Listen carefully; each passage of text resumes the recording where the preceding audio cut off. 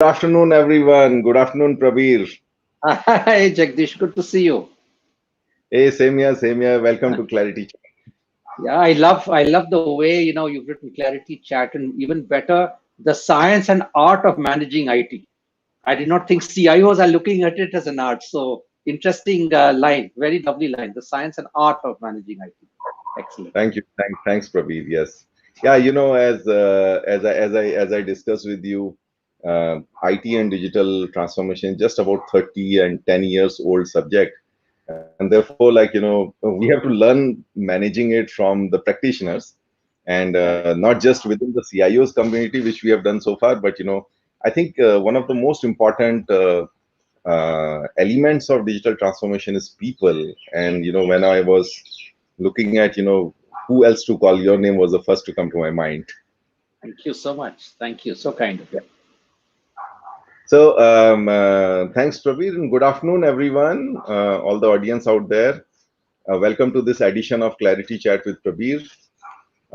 It's an effort to bring out the management and soft aspects of digital transformation through these conversations with the CIOs and business leaders. So about Prabir, Prabir is widely recognized as a transformation guru, HR thought leader, and social media influencer. He's followed by 550,000 or 5.5 lakh professionals on LinkedIn. And today we are going to talk about the people aspects of digital transformation, talent, culture, leadership, team building, etc. So Prabir has a length and breadth of thought leadership on that. But before that, a quick background of Prabir. So he's an alumnus of St. Stephen's, Delhi, and XLRI Jamshedpur. Started out as a civil servant, handling entire HR and IR at Indian Ordnance Factory for 10 years. His, oh my God, looks like we have a problem on LinkedIn, Prabir. This has happened before. Hmm. So let me, I know how to handle it. Okay.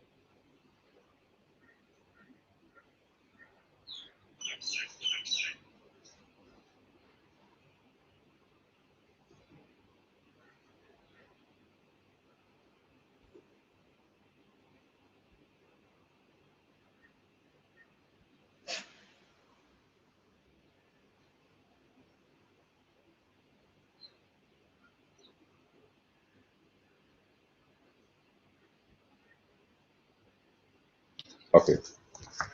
Now we are live on LinkedIn. This is the second time I'm facing this problem. So, hey, for all of you on LinkedIn who are getting this notification, here is with Prabir on ClarITea Chat. Thankfully, we just spent about 2 minutes, so let me quickly recap. I was giving Prabir's introduction. He's a transformation guru, HR thought leader, and a social media influencer, followed by 550,000 professionals on LinkedIn. And today he's here with us, and we'll talk about all the people aspects of digital transformation, which is talent, culture, leadership, team building, etc. So he's an alumnus of St. Stephen's, Delhi, and XLRI Jamshedpur. He started out as a civil servant, handling entire HR and IR at Indian Ordnance Factory for 10 years. His initial corporate HR stints were at Thermax and Tech Mahindra. After these, he served as Global CHRO at Dr. Reddy's, Tata Motors, and then Reliance Industries. He was the president and global chief people officer at Cipla before he started his own advisory, which is aptly named as Prabir Jha People Advisory. So Prabir has been featured in the list of most admired HR professionals in India consistently and has a number of awards to his credit. For us, the most relevant one is the Digitalist of the Year award by SAP-Mint in 2018, and he was the only non-IT leader to receive that award. Now, Prabir and I served together as CHRO and CIO at Tata Motors. I remember fondly how Prabir supported me in building a deep and wide IT organization. I still remember, he and I going to the CEO with the largest ever leadership hiring approval. in the Correct. history of IT of Tata Motors. I think about 20 plus. And then, we closely work together in transforming HR with talent solutions and shared services rollout. So, to all our audience, please do tell us where you're joining from and what questions do you have for Prabir. Please ask them, and we'll be pulling it up and asking these questions in between my questions. Be there throughout, as we have rapid fire round towards the end of the chat for Prabir. So welcome, Prabir. So let's start. Yeah. So Prabir, the first thing, I want our audience to sort of know as to, what made Prabir what we see today. So please share your growth stories, some incidences from your early and mid career which shaped the Prabir of today. Thank you, Jagdish. Yeah, I mean, at a start level, I must say that I am the boy next door, right? Like anyone else, typical middle class guy. People become whatever they become with time, and suddenly we say, "Oh my God, he must be something different." But no, I mean, I'm just like anybody else. I grew up in small towns in Bihar. Did a lot of my schooling from Patna. My father was in the IPS, so typical, disciplined middle class reality. It was comfortable, but we moved around as transfers happened.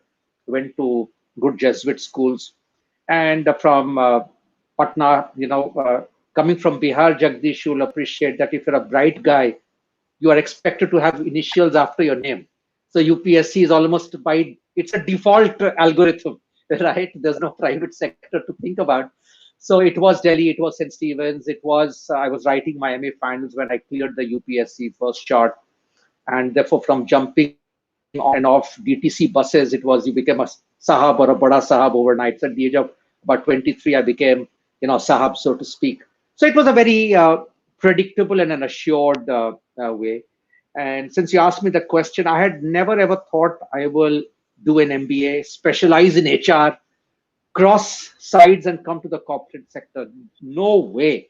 I was getting a little bored with all the feudal lifestyle one had, in Pune where I was posted, old colonial bungalows and stuff like that.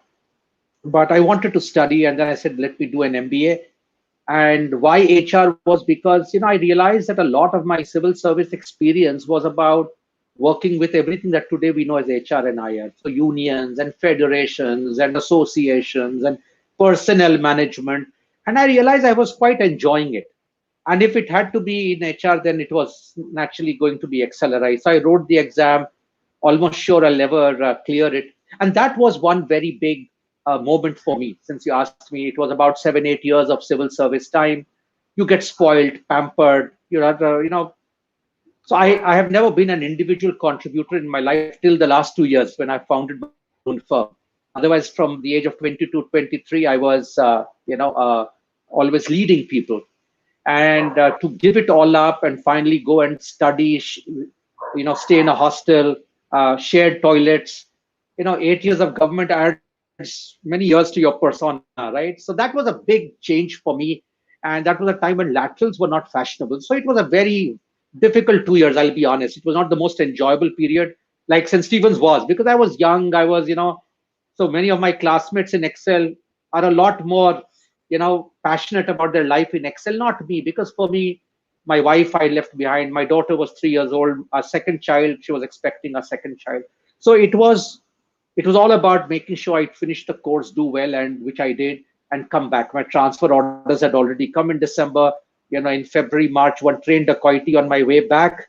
I finally came back to the civil service. So doing an MBA at XLRI was a very important point when I look back, because not everyone wants to give up their predictable, assured, salaried lifestyle, whether in the government or even for that matter, corporate. So to take 2 years away and say, I'm going to do it was a very big decision.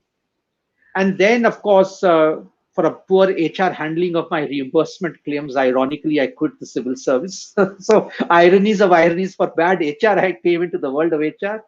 And and then I think the next big thing that happened for me was when I became the CHRO of Dr. Reddy's at 36, which is fairly fast track. I became the global CHRO of Dr. Reddy's.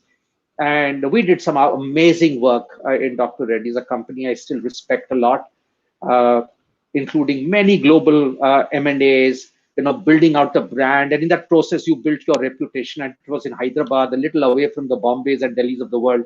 So I personally think that was a very big change. And then, you beckoned me as Tata Motors to come to Bombay House. That was a big change again, because you finally came to Bombay, Tata Motors, Fortune 500 company, lovely office in Bombay House where you and I have had many, many conversations. And again, Tata Motors was about shaking that old banyan tree. It was not about living in that spirit of just philanthropy, which is really what I would always joke. We are a nice, cuddly company, but are we a lean, mean machine? And you've seen some of that change from policies, practices, systems, etc. So it was not easy, but I think great time we had in shaking things up. And then again, a big moment happened when Mr. Ambani invited me to be his group CHRO for all of Reliance. That was a big opportunity. I'd never handled a conglomerate till that time. And that was a big decision to leave Tata's and join Reliance. Very, very difficult decision. You have seen me in that phase. Should I, should I not? Should I not? Because I loved Tata, I loved Tata Motors. But it was a very different challenge because Reliance did not have a great HR reputation, and I'd never done a conglomerate. So that was a big thing. And then finally, the last moment is when 2 years ago, I actually started my own advisory. It is literally a clock kind of getting completed. Having worked with two Fortune 500 companies, I don't think anyone in India has led HR of two Fortune 500 companies. And transformation, almost all my career, I told myself, can I touch more lives and more companies which need help to get better? And that's the experiment I am on. It's still early years, 2 years. Some days I feel great. Some days I feel bored or less leveraged. But this is how the broad milestones of my career, Jagdish, have panned out so far. Oh no, this is phenomenal. Becoming a Saab at 23 and then and being late for an MBA at 28. I think it's a little bit late for an MBA. And then from the conversation, I gathered that you married early as well. Yeah, I married a batchmate. Okay, so early okay. enough. Yes. Yeah. Life was predictable. You once you get through UPSC, you become, as they say, damad for life of the government of India. So फिर और क्या करना है? Then you get married and you enjoy living a life. But yeah, I think the big takeaway really for any of our viewers would be to get out of the comfort zone. Every time I have left a corporate job, I've given up crores of stock options. I've given up comforts of life, including the current thing of going away from being a big corporate honcho to being only yourself, not a second person, right? It has never happened in my 31 years. But I've always believed that you must take your bets, trust your instinct, your heart, and take the road less traveled, as they say. No, absolutely. I was actually about to come to that. You took words away from my mouth when I said, like challenging your own comfort zone. Yes.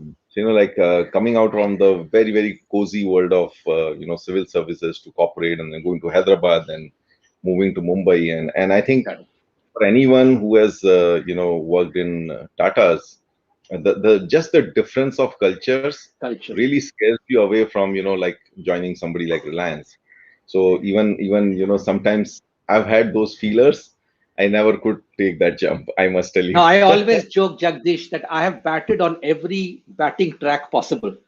And if you're able to hit a good century on every track, it means, at least so I tell myself, you were a good batsman. Sarkari pitch pe bat kiya, Reddy's mein kiya, Tata's mein kiya, Reliance mein kiya, Cipla mein bhi kiya. It was a big transformation story, big, huge transformation. And now doing my own thing. So I think I've learned a lot, and it's kept me very anchored. I think the most important part is I've learned all the time, and it's kept me anchored. So that's how life has been. No, I think two things, two takeaways from your life story. Prabir. One is like, to challenge your own comfort zones. And second thing, what you said, always keep learning, right? Never become lazy about, just, okay. So, meanwhile, to all our audience out there, you can start asking your questions and, tell us where you're joining from.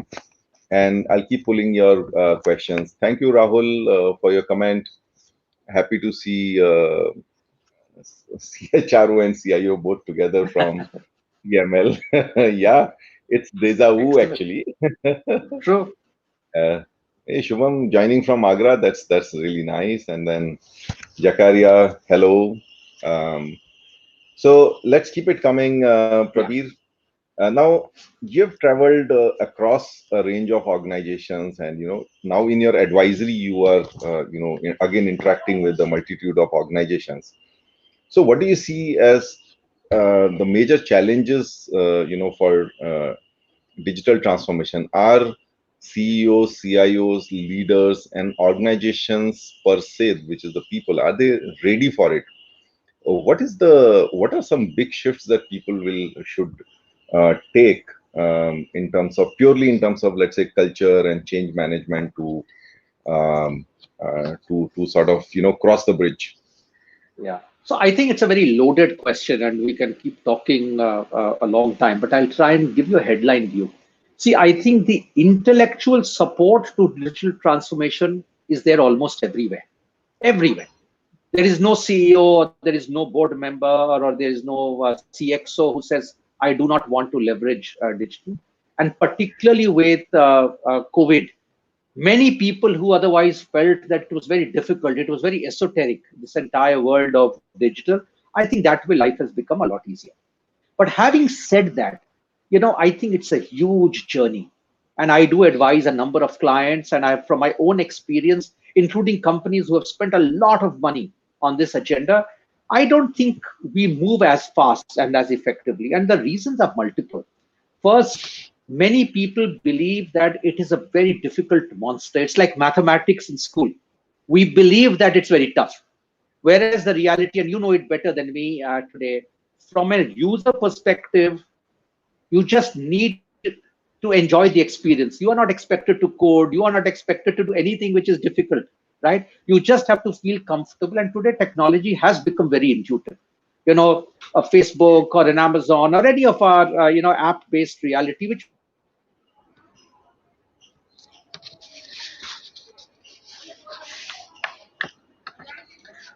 Praveen, can you hear higher me? age, he learned to actually type on a laptop. So its first is disposition, is the mindset about change, is the mindset about trying to learn and move to a newer world of doing things. So that is, I think, very important.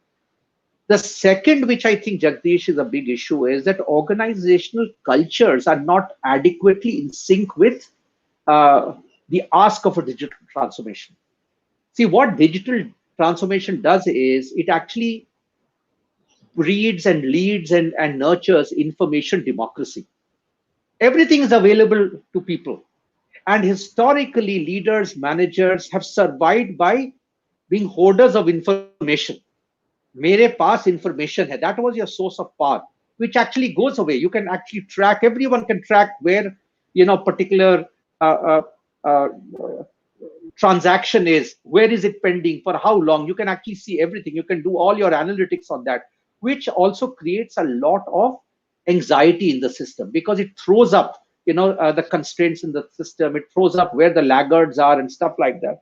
So it is very natural that culture shift from being comfortable with openness, transparency vis-a-vis the world of command and control is a huge cultural shift which companies are struggling with. Third, I believe that not everyone markets digital transformation as well as it should be done.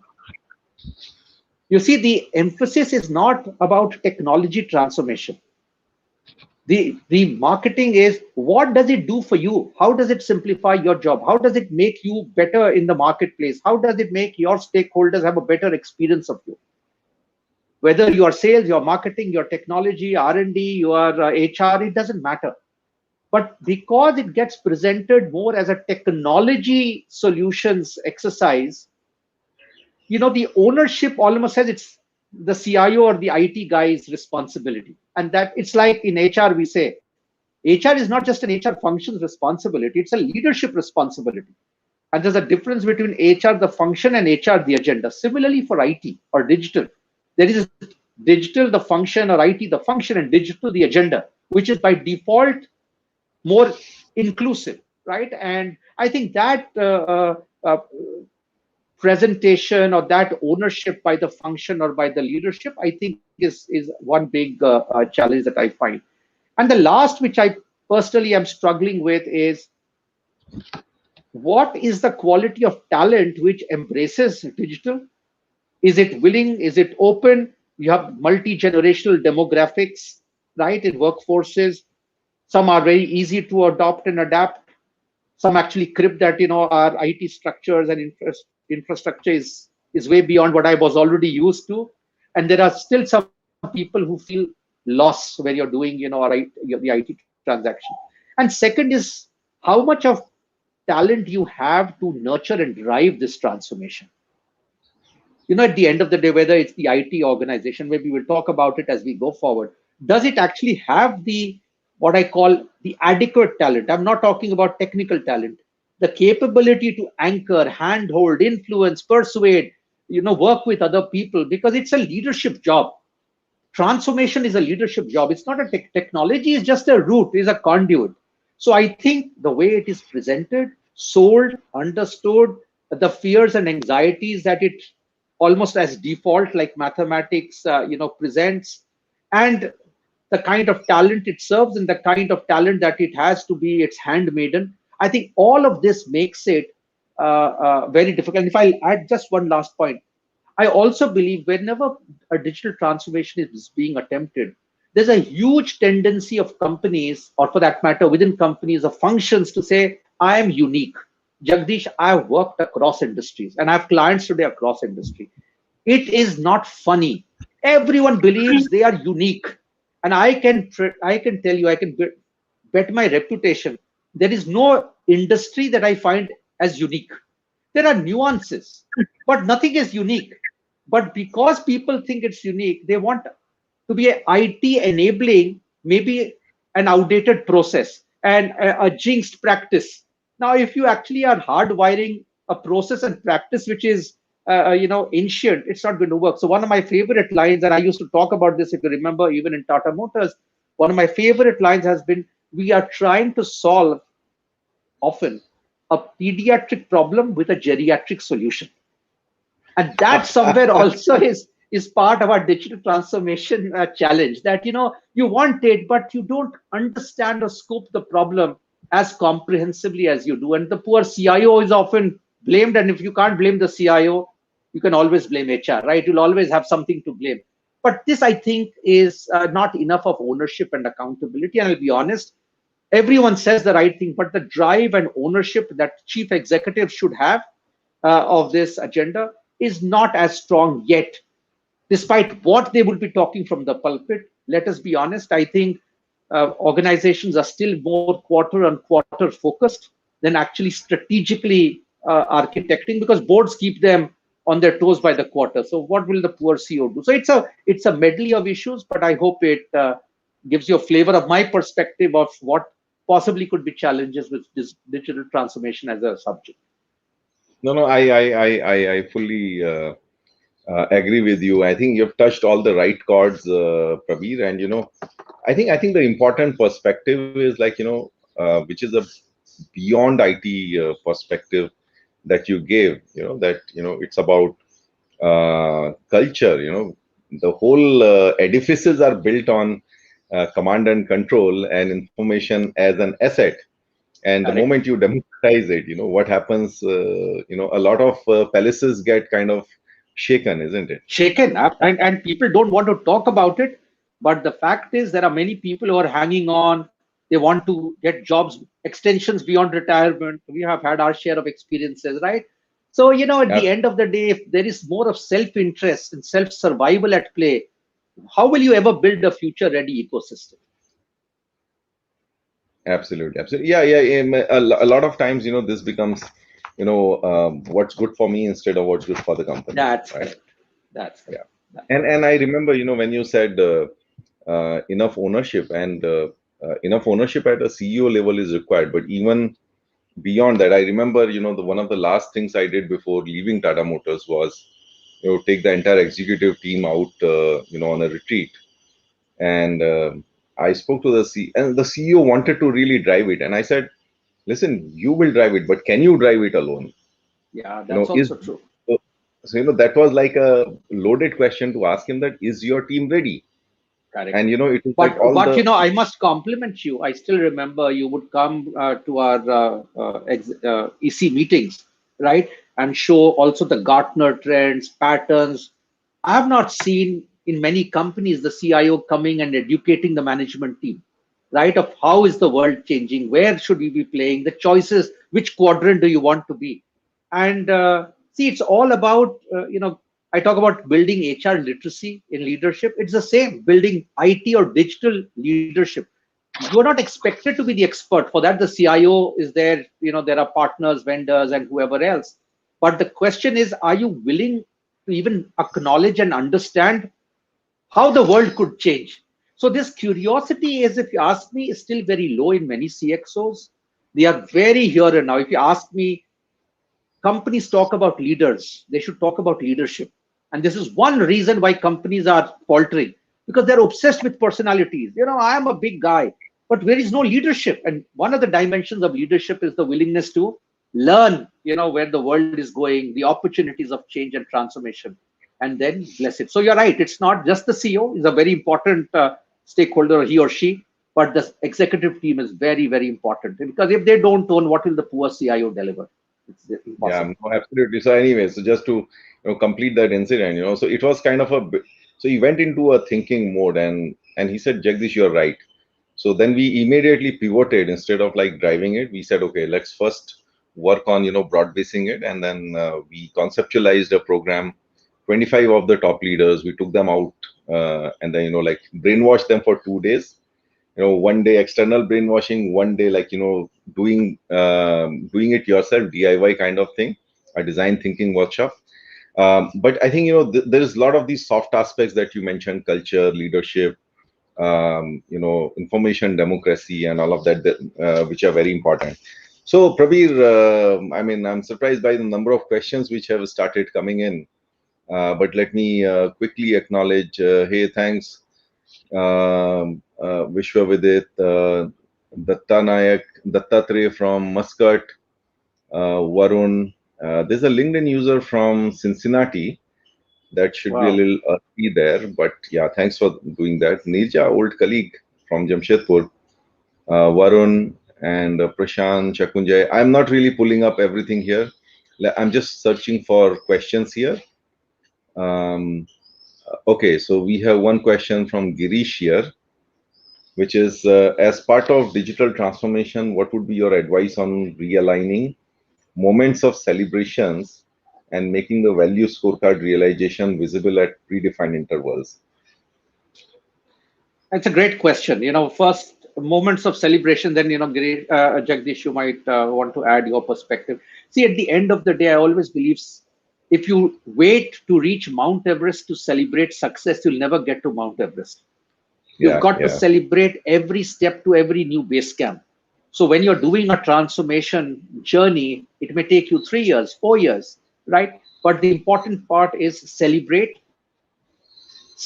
not just individuals, but celebrate teams. And by default, cross-functional teams. The more you celebrate the togetherness, the more it creates positive momentum. Jagdish will bear me out, and if there are people from Tata Motors, they'll bear me out on this chat. I'm a very strong positive psychology kind of an anchored thinker and leader, right? The more you build positive stories, it's not about cash reward. It's just about celebrating success, applauding them, right? You create more positive momentum. So you should do that first, because then you can also raise the bar. The more you celebrate, the more you can raise the bar. The other question that you had was about, what should be the kind of defined dashboard? Simple thing is you must. But my counsel always is always under promise and over deliver, whether it's timelines or outcomes. The challenge is when you start an agenda like this, we actually, in order to get sponsorship and support, we sometimes get overboard. And then when the cookie starts to crumble, and which always does, because there are some near-term things which get impacted, and you say, okay, we'll do this later, let's attempt something else. There is a little bug or a hiccup that happens. Someone suddenly leaves the transformation team, it just set you back. There are many things which happen. So I always believe, please always think of black swans, think of Murphy's, what can go wrong, and always therefore risk mitigate expectations. And then you always play back. This we wanted to do in 6 weeks, we've done it in 5 weeks. This we wanted to do, in this manner, this is what we've achieved. So as long as you're able to set expectations which are real, life is good, especially when you're starting a project, because early wins also are great, motivators, but also very importantly for naysayers, don't give them an opportunity to spike the project. So these are very simple leadership techniques, but I hope that helps you with some thoughts and ideas. Yeah, no, I mean, I want to recall one personal experience, Prabir, and you have attended those events. I think the year after I joined, I looked at, I was really, I was admiring the kind of work that had happened, even though it was we had lots of gaps from a future point of view, but from what it was, quite a bit of work. And then I said, nobody ever celebrated it, nobody ever communicated it. So we conceptualized the annual IT event, Outdo. If you remember, ran it every year around winter time. We ran it, and a good part of it was actually to go to the senior leaders, whoever we have done some big projects with, and record their videos. And then when we played it, when we played it in front of 100 odd IT managers, there was that pride which cannot come, if I just appreciate somebody, right? Absolutely. And you did it so well. I remember. And you did it so well. See, some people think it's a cost. To me, these are investments you make.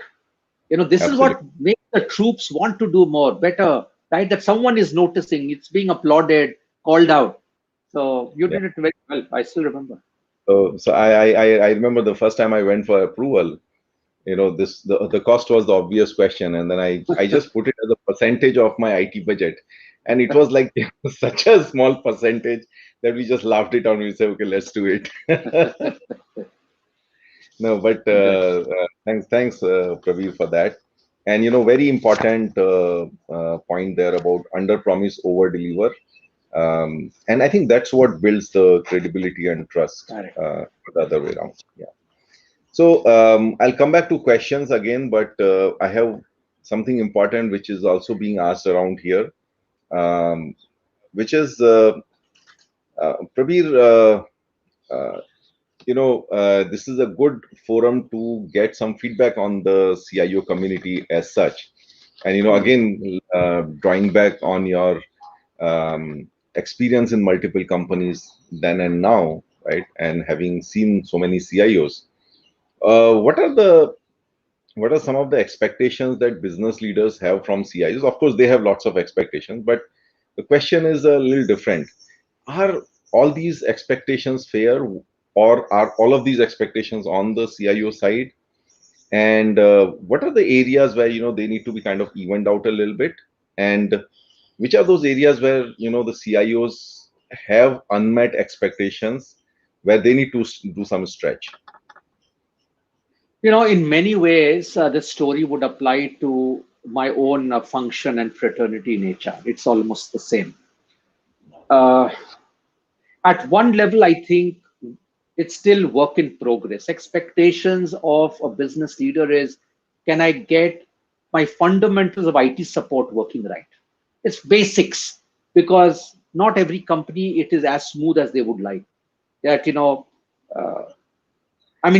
getting your basic IT infrastructure in place, people having things that they can confidently work on and stuff like that. So that is one. If their expectations are not higher, then part of a CIO's remit is to help educate and say, this is where the world of IT or digital has gone. And that itself is one level of partnership. Responses could vary. Some are very keen to, therefore, oh, is it so? Is it so? Very much like HR. If you expect the only thing is hiring and letting go of people and payroll, then that's what you will get out of your HR team, right? So that's one part. Expectations of any client or any stakeholder are never impossible. I mean, that's how the world should be, right? You should expect more. And I have felt the more organizations or my peers have demanded of me and my team, it has got more out of me, because that's how we also deliver.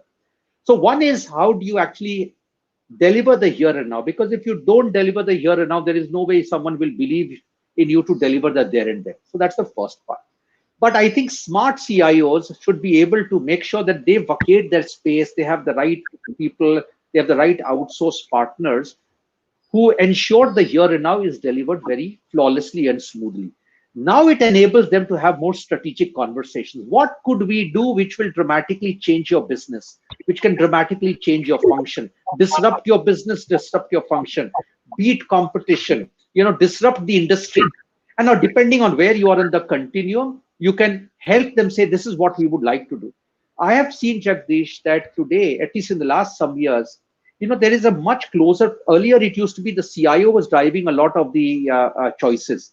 I now find a lot of functions are actually making that kind of a choice. This is my need. And they are seeing the CIO as a partner to help implement and take the agenda forward. So I think the partnership in many organizations is getting stronger, but the indifference in some companies is still very palpable. So that's the second part. The third is, I have had the fortune of working with some very, very good CIOs, right? Including you earlier in Dr. Reddy's. In Reliance, I hired a group CIO. In Cipla, we had a lady who was a very good CIO. I think the problem is not with the CIO. The CIOs are fairly forward-looking, right? They are talking about the new world. I think the CIO's functional team is often the place where the ball is falling between the cracks. I have had, like we have HR business partners. I have also had, in Dr. Reddy's I had, and I definitely remember in Reliance I had, and Tata Motors, of course, you and I were very closely joined at the hip. So a lot of it was leveraging technology. But if you have a strong, dedicated IT partner who understands the issues, problems, can help prioritize with the client, the internal client better, I have found it very efficient for CIOs, because the CIO cannot be the only business partner. And I think where most IT companies are falling, part of it is the talent shortage. People want to work rather than in a product company or an enterprise integration company than internal IT. So the CIOs actually need to get to be a function which more people are wanting to come in, either from non-IT background, but with interest in IT, right? And you've had some experiences of that earlier, or people from IT who are wanting to actually be there. So I think both the design of the CIO organization in terms of vertical depths of the new emergent areas, and the horizontal, which is, or the other way around, horizontal, which is more about business partnership. I think that is very weak. And part of the challenge is people think it's a cost. IT teams are becoming bloated. There are too many people in IT, right? But the fact is, as an end user or as a client of IT, I have always felt that it made life so much easier, because I had guidance available at any point in time. Prabir, this is what you should be doing. This is how I think the world is going. This is what I think you should be rocking the HR system to do. So he was great counsel. And second is, for me, it was a single window for execution. He would work with the rest of the CIO organization or any partners and product companies, right? But it's a great win-win. So I think under investing in the IT function, and you started talking about the approval we went together to get from the CEO, I have always backed the CIO on this, because, unfortunately, if you take a CFO view of life, everything is a cost, right? But the irony of life is we measure the cost immediately, but we don't visualize the investment. It as an investment, the payoff, the time reduced, the upside of that. And I think that conversation, negotiation, honestly, the CIOs are largely left alone. Largely left alone. It's a tough battle there, because who is going to help the CIO on that agenda, because that investment is seen as a cost in many places. So these are some thoughts which are coming to my mind of where I think the challenges are for the CIO as they look at their No, agenda. I think very valid one. I think as CXOs, individual, relationship expectations, they are being met. But when it comes to problem solving and heavy lifting within the function, I think those partnerships that are required, and I think this is, there is a question about, where HR can play a role in the digital transformation, and then in digital transformation, and then, how can CIOs and CHROs convince management to move towards a strategic perspective of IT and HR. I think this kind of, addresses some of those questions, because the first thing before you get into addressing these issues, you have to find that depth, which is the techno-functional depth. And I think one of the biggest functions we built, Prabir, in IT was the BRM function, the business relationship management function. Correct. I think almost 30%, 30-40% of our workforce was into that. Just given the scale and spread of IT. I remember when I had joined, across 6 different plants at that time, we had only 2 people covering them. And when I wanted to have one BRM per plant, question immediately was like headcount and cost.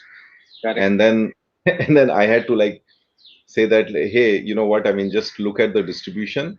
Each of the plants is generating a throughput of thousands of crores. Okay. And do you need a dedicated person to manage the reliable, throughput of that much of, your turnover, or not? And I think those are some of the figures, that kind of convince people that, yes, I think nobody looked at it as a, giving a dedicated IT person for 4,000 crores of plant. It was just a plant. So I think sometimes. But you raise a very important point, Jagdish. And see, if I had to kind of coach a CIO, I would say, how well do you influence? Not everyone is Jagdish. Let's be honest. See, the CIO also has to learn how to influence. You remember how many times you would come and have a conversation with me. Now, if you are not going to engage, or you are not able to help the other side, you're not going to get an approval just because you sent a note, right? So the art of influencing, I think, is definitely an area that CIOs need to get better at. It's not just data or technology solution. It's also an art, right? How do you connect? How do you rewire? How do you, explain the logic from the other side's viewpoint, not your viewpoint? Right? Absolutely. And I see Jayashree has a question here. How can HR play a lead role? Actually, some ways with the partnership you and I had, just as an example, it was, we both agreed that it is needed. I cannot transform HR if I don't play the tech game in quick time. And you know how much we moved, a lot of our age-old paper and pen processes to technology. We couldn't do it if you do not have the expertise. You don't know which are the vendors. Even the vendor evaluation we did together as HR and IT. So it's about respect, accepting that you can't do without the other. So that's one. And the ability of the CIO to strategically influence. But HR, where can it play a role? Couple of areas. One, a lot of the digital transformation exercise is in the mind. So when I got recognized, you talked about that SAP and Mint gave me that Digitalist of the Year award. I was the only non-IT or non-technology guy in that thing. And this was in Cipla. And we did a dramatic leap forward on that, because it's the mindset you're changing. It's the culture you are changing. How will you get people to say, you know what, 5 signatures and paper and pen is dead. It is over. How do you ensure information democracy becomes a way of life, right? Because a lot of it is about change of culture, which is actually a very clear HR agenda. Second is a lot of influencing. A lot of influencing of leaders, like in that example you were citing of the CEO, is a joint exercise. When the CHRO says, you know what, I want to make that investment of 20 IT resources. Yes, it's going to cost me money, but I want to support the CIO's request. You are enabling the CIO with the capability that will, otherwise you'll be going into battle with, toy soldiers and, with toy guns. It's not going to change things. And the last thing that is important is, A lot of things about digital transformation is about organization re-architecting, structure, practices, processes. These are ticklish political exercises, forget the logical part of it. And it is up to HR to decide. Therefore, now when you have technology like this, why do you need so many people to do this operation? Why does this sub-function need to exist? Right? These are difficult calls, sensitive calls. But if you don't do that, you will have too much of coexistence, and by default, people will regress into doing it the way they have always worked before. So I think that is where HR actually can play a very, very strong co-ownership role of the digital transformation exercise. So I think a very topical question, Prabir. When I was briefing you about the ClarITea Chat, I mentioned about this whole asynchronicity of talent, right? Asymmetry of talent, sorry. So almost, I mean, less than 5% of the IT talent, technology talent is actually on the enterprise side. And more than 95% of it is on the product or the services side.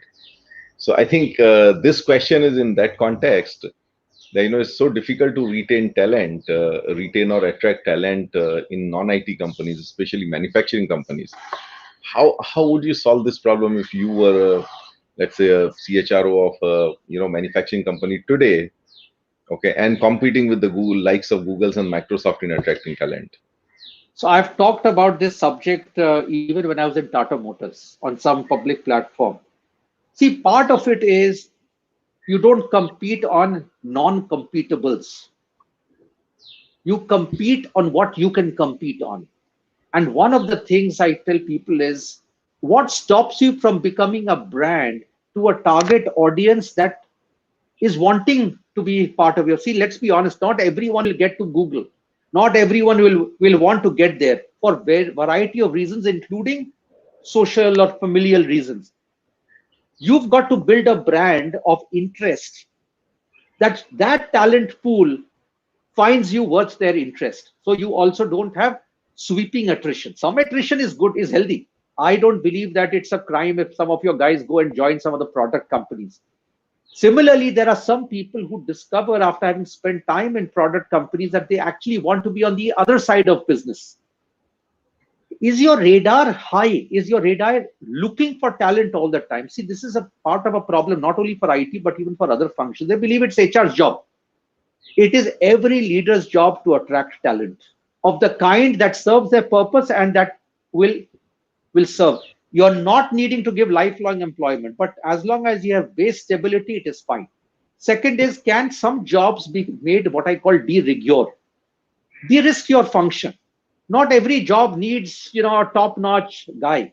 For example, being a successful business partner, an IT business partner, does not need you to be the last word on technology, solving. You need relationship. Like even the IT services companies, the guy who does sales is the relationship manager, is not the expert who sits in the delivery organization. They are basically relationship guys. They are not necessarily the last word on technology. I will be very honest, right? They sell technology, but they are not technology experts. They might carry 2 technology experts with them. So similarly, it's a myth to say everyone in a product company is of the same type. It's not true. Similarly, the kind of person you need in the IT organization does not have to be the exact guy of the product company, because partnership model is actually here to stay. I'll give you a small example. I do not also believe that everyone has to be captive in an IT department of a company. Some things you have outsourced. In HR, in my last job in Cipla, within 8 months or 12 months of my joining, we had outsourced all our transactions, HR transactions, to a third party, shared services model. I downsized HR by 40%.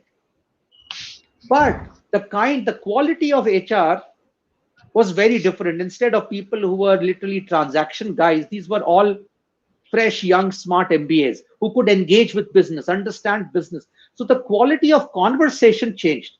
So the fact is, it will be a mix of right partnership. It will be a mix of right internal engagement and relationships. And most important of all is, there will be some people you should be comfortable losing. So you make it de rigueur. Not every job do you need to retain. It's fine if the guy serves with me for 2 years. I'm done. I'll hire the next youngster and and I will leverage the energy of that youngster. But these are 5 roles that I would like to kind of make sure that I retain. I give them visibility to leadership. Attention and significance is a very, very important way of keeping people in. You can talk about technology, you can talk about money, but the fact is human beings are human beings. I remember when you had hired some of the senior people, the FaceTime they had even with me regularly. See, it makes a lot of difference that I can walk into Prabir's room, I can engage with, and they still continue to be in touch with me, right? They were your reports, your team members. Why is it that they got that visibility? In many IT organizations, they don't get an audience with a CXO. So people stay for their reasons, and you will have your constraints. You don't have to pay. It's like saying, if I left the civil service, I left the civil service. But did I leave it for money? No, I did not leave it for money. There is something that pushes you out. And when I look at my own career, Jagdish, and I analyze my exit, every exit was somewhere an issue of philosophy. Somewhere. And someone reached out at that point. The question is, how do you make sure that your IT team does not typically have too many weak moments? But you cannot fight a war saying that I will pay them what Google pays, or I will give them the opportunity, because you can't. I mean, that's not your nature of business. Why would you want to do that? So instead of feeling small, think smart. What is it that suffices for you? What talent suffices for you? Like, the second careers program we used to have in Tata, as an example. There may be women who have a fair background who can actually be great guys in IT departments and may not want to work with the Googles of the world. Leverage them, but you say, oh, but she will come only 3 days in a week. So what? Start with that. It'll become 4 days once you make the person. So I think it needs a lot of imagination and lot of dispelling of conventional myths. The challenge is no one thinks very different. They all want the standard cookie cutter, and HR also in many companies is the culprit. I have a client company where they're trying to hire a very strong digital team. Now the head of digital has come absolute blue chip background. But now if down the line for the people that he is trying to hire, HR says my salary band is only this to this in this grade. You will lose the plot. This is so stupid. If you want 5 guys of a certain kind, you will have to disrupt that band and say, this is what it takes to hire 5 Google kind of characters. And beyond that, I don't need. Rest 20 can be average. It's fine. But these 5 I will want to do. So I think back to influence, back to partnership, back to the ability to visualize, evangelize. Ultimately, I believe it's always the softer things which decide success or failure. That's how it is. So you're so right, Prabir. It kind of made me reflect on our own experience. So when I had taken over as the CIO, I had very big plans, but I'd had nothing to show actually to a prospective hire.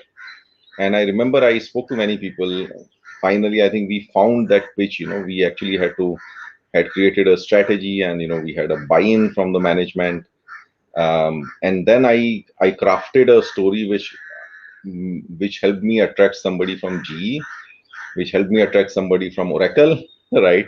And I remember one discussion that I had with you and my boss, which was about hiring somebody who was actually costing more than me, and I was like, I'm okay with that, because the guy is going to make that kind of difference.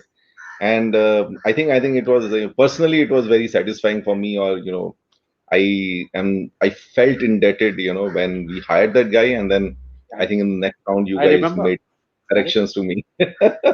I know you were instrumental in that, but no, but that's also, Jagdish, important. You must hire some people who are better than you.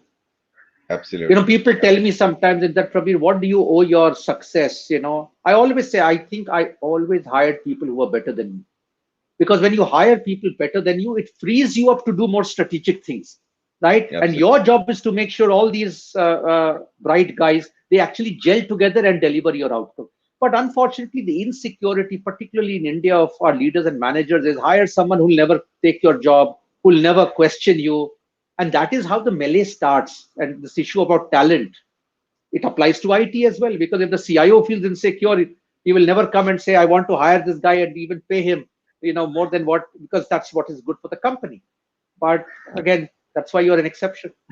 So, No, thanks, Prabir. Prabir, I think we are like, just about a few minutes away. yes, yes. So let me convert some of these into rapid fire questions before I ask my own rapid fire. Okay, So let me pick up from here. Okay, so remember, Prabir, these are rapid fires. Okay. So sure. why is there no succession planning for CIOs in most of the organizations? It is not there for any CXO, so CIO also is no exception. It is a larger melee. People think they are all immortal. Okay. No one is going to pass away. They want to hang on and then get an extension or a re-employment. So the same thing applies for CIO. It's no different. It's a huge leadership challenge, and I use that word. Companies focus on leaders; they don't focus on leadership. That's the problem. Yeah, yeah. So the next rapid fire for you from the audience, still grappling with the experience. How should we convince the leadership a suite solution or the point solution, particularly in HR based on existing IT landscape? The best way to do it is talk about what if scenarios. What if we did this, the disaster, what will happen? What if we did this, what is the benefit? When you start painting what ifs first in terms of philosophy and principles and you get endorsement, then you come and talk specifics. It is always a good management mantra. It has worked with me. I always get agreement on philosophy and principles. Then you put the face, name, and whoever you want to hire. Otherwise, once they have said no, it is very difficult for them to agree on the philosophy. So just invert the way you influence. Chances are you'll get your way. No, absolutely. That's a great one. Okay, so the next one is role of MBA while moving up from mid management to leadership level. It depends on the culture of the company. I know many people without an MBA who've risen to the top. But if I go by a broad rule of thumb, people say MBA hona chahiye. How much of that MBA he remembers or she remembers, I don't know. And I'll tell you, I have hired in HR people who were not from HR. They were people who were R&D scientists, salespeople, medical doctors. They never went out of HR. They acquired qualifications. So it depends on the assurance of the individual leader and manager. It is not a must. But having said that, a good MBA definitely helps with mid-career mobility. It is a practical thing. At least you are not singled out. But if you're brilliant, it doesn't matter what education and what you studied also. So No, absolutely, absolutely. So this is the one that Prabir, if you allow me, I can take. yeah. This a little bit of a technical question. Automation happens in isolation without building interfaces with other connected processes, and consequently, the team is still pulling out reports and doing it manually. So Shakunjay, my take on this is that we have this feeling that architects are technology architects. No, the real architects look at technology and process together. Okay, and that's why the one way to build a good architecture team is to look at people who have that depth in processes as well, where they are able to connect multiple systems across a single flow of process, as much as they know technology. So coming to other questions, Prabir, yeah, here is a question from a LinkedIn user. I can't see the name. What is the role of negotiation? Yeah. No, negotiation is when you have something to give and someone has something to take. That is negotiation. It is important because at the end of the day, every organization within or without has constraints, talent, money, time, resources, and you're always negotiating for a little bit more for you or your function or your agenda. So it is important. I use the word influence. And to me, if you have no other strength as a leader, please be a master of influence because leadership is nothing but influence. So even when you negotiate, some people don't appear as negotiators, they appear as influencers, which is a far better state to be in. They have negotiated, they've got everything, but the guy feels, oh, it is so brilliant. You want to give away more, right? So influence is very important, which is a separate subject of agenda, which are the ways of influence. How do you influence X as different from Y? Many people do not have enough flexibility in their influencing styles. They behave the same way with everyone else, and that is why it doesn't work with everyone. But that's a different discussion. But negotiation important. influence is the epitome of smart negotiation. Yeah. I think you responded to this question, Prabir, which is, the people try to incorporate every exceptions to Yeah, automation. yeah. I think You this take a is bad process and you automate it and think that it will give you a different outcome. It won't. I mean, and this is almost perennial. I have seen this fight everywhere, including in my own function, where people will say, but we need to do it like this. We have always done it. I said, you may have done it, but tell me why you need to do it. You don't need to do it because it was needed 10 years ago. It's not needed today. So why don't you have a smarter process? So see, this is part of change management. People love to talk change, but try brushing your teeth with the other hand this evening. You'll know what it is. yeah, no, So it's part of change. So yeah, no, I call it like, like you have these village roads where there are, these speed breakers every kilometer, and you replace yes. it with the highway, but don't replace the speed breakers. Yeah. Correct. Correct. Well said. So, Prabir, my rapid fires, single sentence answers. Okay. Okay. This is what I promised the audience. Okay. The biggest Okay. difference from your point of view between digital first organizations versus old organizations. Visualization. You need to visualize the future if you're a digital first organization. Old world is incremental. Absolutely. No, great point. What's the one thing that CIO should do differently to drive digital transformation? I think they should reimagine. They should reimagine both the outcomes and also their influencing styles. So reimagine. Step back. Absolutely. Absolutely. I think a lot of what you told today was about that. Okay. What's the biggest support CIO should ask HR for? Help me enable the change culturally and help me get the right talent for me to deliver the ask. Two things. Great. What's the biggest hindrance you see for digital transformation in the executive teams, top teams? Inertia. Inertia. I think, and honestly, I think a little bit of turf protection. No one wants to let go. I think these are the two reasons why, very honestly, are the biggest issues. You can give every other answer, but my honest answer is this is it. Okay. And the last one, the fifth rapid fire for you. What should leaders in the 40s and 50s do differently to become leaders in the digital age? Spend more time with digital natives. Get reverse mentored by them. Unlearn. You know, often by the time you're in your 40s, 50s, you start pulling rank and experience, number of years. Doesn't work, especially if you want to be a digital leader. So unlearn, get reverse mentored by digital natives. Oh no, that's great, Prabir. So Prabir, I asked you a lot of questions. I'm sure you want to pay back. Is there anything you want to ask me? I have one question, Jagdish. I have only one question. It's a typically good HR question, what I'm tempted to ask you. You know, you've been a very successful CIO, and now you run your own advisory, helping organizations on their tech transformation agenda. What is that one advice you would have given the younger Jagdish Pelwal, let's say, who was 10 years younger, you know, which you did not have or which you missed with hindsight? One advice that you would give them.